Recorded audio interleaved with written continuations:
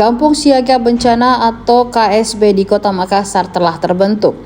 Dua wilayah rawan bencana, Kecamatan Manggala dan Biringkanaya menjadi lokus KSB. Pencanangan KSB ini dihadiri rombongan Kementerian Sosial Republik Indonesia di Anjungan Pantai Losari, Jalan Penghibur pada Minggu 21 September 2025. Mereka yang hadir antara lain Sekretaris Jenderal Kementerian Sosial atau Kemensos Republik Indonesia, Robben Riko, Dirjen Perlindungan dan Jaminan Sosial Kemensos Profesor Agus Zainal Arifin, Direktur Perlindungan Sosial Korban Bencana Alam Kemensos Masriani Mansur. Selanjutnya Direktur Perlindungan Korban Bencana Sosial dan Non-Alam Adrianus Alla, tenaga ahli Menteri Sosial Bidang Konsolidasi Program Pengentasan Kemiskinan Fajar Wahyu Hermawan. Hadir pula Kepala Dinas Sosial Sulsel Malik Faisal, Kepala Dinas Sosial Kota Makassar Andi Bukti Jufri dan jajarannya. Sekjen Mensos Republik Indonesia Robben Riko menyampaikan, Kampung Siaga Bencana ini dibentuk sebagai langkah mitigasi. Masyarakat dibekali melakukan pertolongan pertama pada kebencanaan. Kata Robben, ini bentuk dukungan dari pemerintah khususnya Kementerian Sosial kepada Pak Wali dan warga Makassar. Dukungan yang diberikan kementerian berupa shelter dan juga logistik. Pada kesempatan tersebut, kementerian juga menyerahkan bantuan 600 juta rupiah lebih kepada Pemkot Makassar. Kata Robben, bantuan ini tidak hanya untuk kebencanaan, tetapi juga bantuan perlindungan sosial dan kearifan lokal. Hari ini kita dikukuhkan oleh Pak Wali dua kampung siaga bencana untuk kemudian memastikan warganya siap dalam menghadapi segala bentuk ancaman, terutama dalam hal bencana. Mereka kita didik untuk kemudian bisa memitigasi, menganalisa sekaligus mengambil tindakan. Itu bentuk support kami dari pemerintah pusat dalam Kementerian Sosial kepada Pak Wali dan warga di Kota Makassar. Harapan saya sih, ya kita berdoa tidak ada lagi kejadian bencana di Kota Makassar. Tapi kan kita tetap harus siapkan, harus kita ajari warga di Makassar ini siap. Kira-kira Pak, kalau di Makassar kan yang bencana tahunan itu yang sering terjadi banjir, Pak. Nah, kalau di banjir sendiri seperti apa kira-kira Pak untuk penanganan yang harus dilakukan?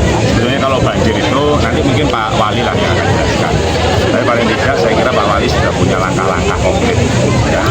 Artinya kan banjir itu secara logik kan sebetulnya karena jumlah debit airnya kan lebih besar daripada tempat tampungannya.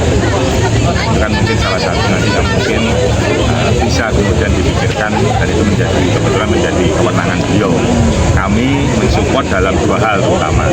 Yang pertama terkait shelter, yang kedua terkait logistik. Jadi kami berada di belakang Pak Wali. Jadi Pak Wali nanti butuh apapun terkait shelter dan logistik, kami dari pemerintah pusat, ya Kemensos dan mungkin BNPB akan support beliau. Jadi kan harapannya sebelum itu terjadi bisa kemudian bisa kita tangani terlebih dahulu. Dan saya yakin kok dengan kepemimpinan Pak Wali ini, karena saya sering kan ke Makassar ini, saya melihat sudah lumayan banyak perubahan. Minimal kebersihannya itu jauh lebih baik dari beberapa waktu yang lalu ya saya ke sini. Jadi mudah-mudahan nanti dengan kepemimpinan beliau nanti kita bisa lihat perubahan yang signifikan terhadap Kota Makassar. Kan ada bantuan 600 juta lebih tadi untuk Makassar. Ya. Itu alokasinya untuk apa dan itu sampai berapa lama, Pak? Ya, jadi bantuannya itu kan banyak, tidak hanya kebencanaan, tapi ada bantuan keserasian sosial, ada bantuan kearifan lokal yang memang diperuntukkan untuk kelompok-kelompok masyarakat yang ada di Kota Makassar ini. Bentuknya macam-macam. Ya, satu kelompok masyarakat itu untuk keserasian sosial kurang lebih 150 juta. Bisa digunakan untuk macam-macam, terutama fisik. Ada di beberapa daerah yang digunakan untuk kemudian memperbaiki jalan. ada yang dipakai untuk memperbaiki makam, ada yang digunakan sebagai tempat untuk perbaikan community centernya dia. Ya. Artinya bahwa program ini kita manfaatkan supaya masyarakat itu bisa berkomunikasi, tidak terjadi gesekan sosial. Itu salah satu fungsi. Yang terhormat Sekretaris Jenderal Kementerian Sosial Bapak. Dan yang kedua, bagaimana respon pemerintah harus selalu hadir di tengah-tengah persoalan yang ada di masyarakat. Jadi dengan hadirnya dua kampung siaga bencana ini, mereka tahu memposisikan dirinya, mereka tahu bagaimana manajemen yang harus dilakukan ketika terjadi bencana. Kan kita tahu bahwa bencana itu tidak ada yang bisa prediksi, tiba-tiba saja datang dan sebagainya. Sehingga di dalam kepanikan itu atau dalam kondisi krusial itu, mereka tahu untuk apa yang harus mereka lakukan. Sehingga bukan panik yang menjadi dasar utamanya, tapi bagaimana pertolongan dan penyelamatan yang menjadi dasar utamanya. Itu tadi yang kita harapkan dengan bantuan dari logistik, dari sistem, dan cara untuk bagaimana membuat mitigasi itu lebih baik. Tadi ini yang sudah dilakukan dengan dua kampung bencana. Pak, ini kan dua kecamatan yang sipil, apakah karena dua kecamatan Ya. ini kerap jadi langganan Pasti. Itu karena kondisinya setiap tahun seperti itu, tapi kita berusaha setiap tahun meminimalisir tingkat genangan air itu. Berbagai macam cara kita tempuh, karena untuk mengintervensi lebih besar kita butuh waktu, butuh dana yang lebih besar untuk berkoordinasi dengan balai, sehingga kami meminimalisir apa yang bisa kami lakukan untuk meminimalisir jumlah di daerah yang kita tinggal.